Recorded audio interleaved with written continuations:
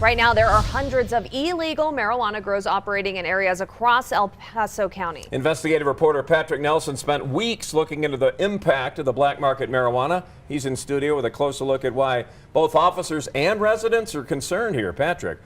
That's right. To understand just how big this problem is here in El Paso County, we have to take a look at the numbers. The El Paso County Sheriff tells me that at the start of 2018, there was an estimated 650 illegal marijuana grows countywide. Since then, a change in state law significantly reduced the number of plants that can be legally grown per household. And this is what happened. What that did is it allowed officers to really crack down on illegal grows. Now it's believed there are less than 300 in El Paso County.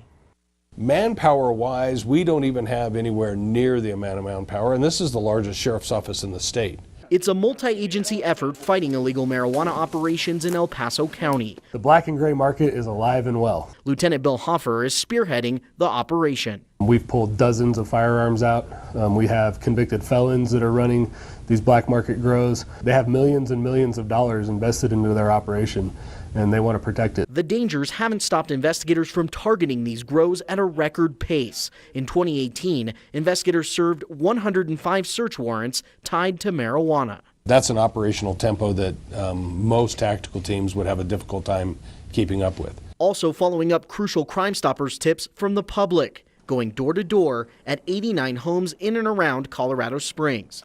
In their 2018 searches in El Paso and Teller counties, investigators seized 7,520 marijuana plants, more than 1,800 pounds of processed marijuana, 175 weapons, more than $1,500 in cash, and made 43 arrests. What these drug trafficking organizations try and do is hide in plain sight, and they try and hide under the guise of medical marijuana mostly. But black market marijuana grows are just part of the problem. Even legal dispensaries must be carefully watched. Not just us, but the police department as well, and Metro VNI. They've had cases where people might be selling marijuana out the back door of a dispensary, things like that. So that we call that gray, because while it's a legal operation on its face, there may be some criminal activity behind the scenes. Initially, a Colorado resident could grow almost 600 marijuana plants in their home.